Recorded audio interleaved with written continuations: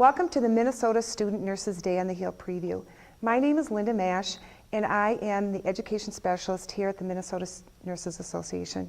As students, you stand on the shoulders of generations of nurses who have built a reputation of social advocacy. Now it's time to build your own, and we're going to help you. Your attendance at the Student Nurses Day on the Hill will provide you tools to help you become advocates in the political arena. Now you're going to hear from my colleagues about the ins and outs of advocating at the Capitol. Hi, my name is Grant Bendix. I'm a political and community organizer here at the Minnesota Nurses Association, and I'm here today to talk to you a little bit about what advocacy looks like with your legislators. So how can one nurse impact healthcare policy being made at the state level? By talking to your legislators. The best way to advocate for pro-patient policy is by talking to your legislators early and often about issues that matter to your patients and your profession. One mistake many nurses make is to assume that elected representatives know more about nursing issues than they do. The fact of the matter is, most elected representatives are small business owners or doctors or teachers, and not all of them are experts on healthcare policy. That's why most of them appreciate a constituent educating and informing them about issues that they understand. The most effective way to communicate with legislators is through face-to-face contact, either by going to a town hall meeting in your home area, or by stopping by the Capitol when the legislature is in session and seeing your legislator at their office. A great way to find out who your legislators are, connect with other nurses, and get important nursing news from the given week is by downloading the M&A app for your iPhone or Droid. It'll keep you connected and give you some good information. So when talking to your legislators, talk from your experience. That's the best way to get them to move, is by talking about what you know, about what you've seen, about what you've done. The facts will be more memorable through your story than they would be just standing on their own. Don't be afraid to share your passion or emotion when talking about an issue. If you forget everything else, just remember why you're there and why you care. Supportive legislators love to hear stories that they can bring back to their colleagues, other people in their committees in their party, to explain to them why they're supporting a given piece of legislation. So again, don't be afraid to speak from your heart. Remember, you are their boss. They're accountable to you and your neighbors for their actions. Don't be afraid to make a specific ask for support. So if you're there supporting Senate Bill 7, make a hard ask. Ask them, can we count on your support for SB 7? And finally, end on a positive note. Issue advocacy is all about building relationships with your legislators. Press for their support on nursing issues, but don't leave angry. The same legislator who's working against nurses on an issue today may be willing to support nurses on a different issue tomorrow. Minnesota is broken into 67 legislative districts. Each district is represented by one state senator and 2 state representatives for a total of 201 legislators representing the people of Minnesota at the Capitol in St. Paul. Minnesota is a citizen legislature. That is, they are only in session 4 to 5 months per year. When they're not in session, they hold regular jobs and have homes in their districts that they represent. There are several RNs holding legislative posts, as well as doctors, lawyers, teachers, homemakers, and shop owners. Since the districts are small, you may know your representatives.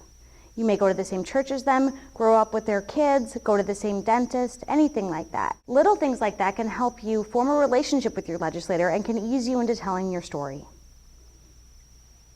Legislators are influenced by a number of groups. First, there are their party leaders. The party leaders are in charge of building a consensus within the caucus. The Senate is headed up by Majority Leader Dave Senjum and Minority Leader Thomas Bach. All members serve on a few different committees. The committee chairs decide if and when a bill will be heard. Nursing and healthcare bills are heard through the Health and Human Services Committee. The chairs are Senator David Hann and Representative Jim Abler. Lobbies also influence legislators in policymaking.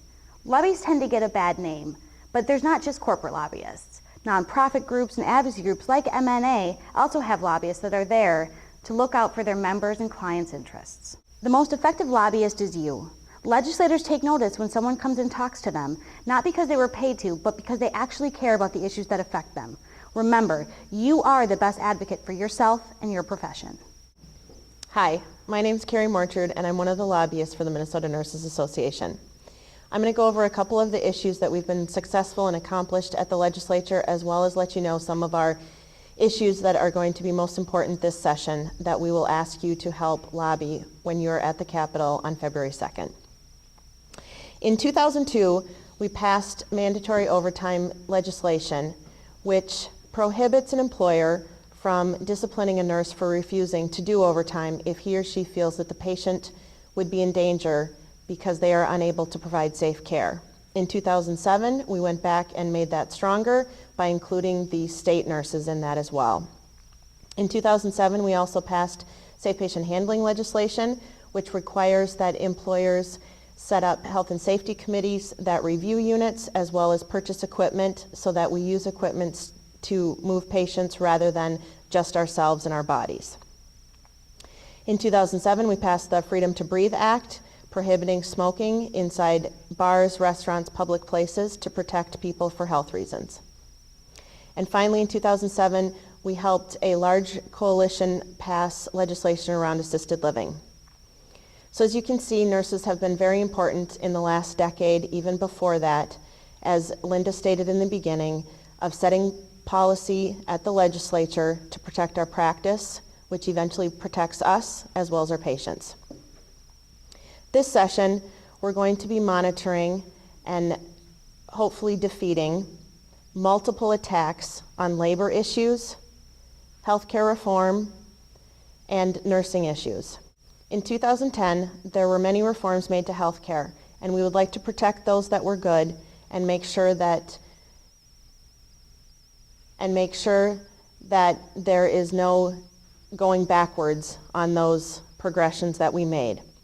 We know that there are many uninsured and underinsured Minnesotans, and as we move to change healthcare and get everyone access so that we can provide the right care at the right time from the right provider, we will be monitoring those as well as labor issues. Last year there were many attacks on collective bargaining. This year we're going to make sure that legislation regarding making Minnesota a right-to-work state does not come through the legislature and become a constitutional amendment on the ballot in the fall.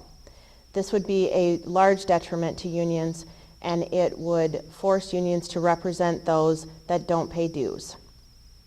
Finally, nursing issues. There are many attacks on nursing issues, including a criminal background check that is over and above what is already required. Right now, when you get hired, all employers are required to do a criminal background check. This addition would just be another layer and does not allow for any type of rehab or any consideration beyond that. Finally, nursing scope of practice. We will continue to monitor threats to others attempting to do our job as nurses out in the community, inside our acute care hospitals, and anywhere else healthcare is given. We are all part of a healthcare team and we all work together. However, we are all trained to do a specific job and need to make sure that we protect that scope as well as protect the patients we care for. That concludes our Student Day on the Hill preview. For more information and the agenda for the day, please visit the website at www.mnnurses.org, and we look forward to seeing you on the 2nd.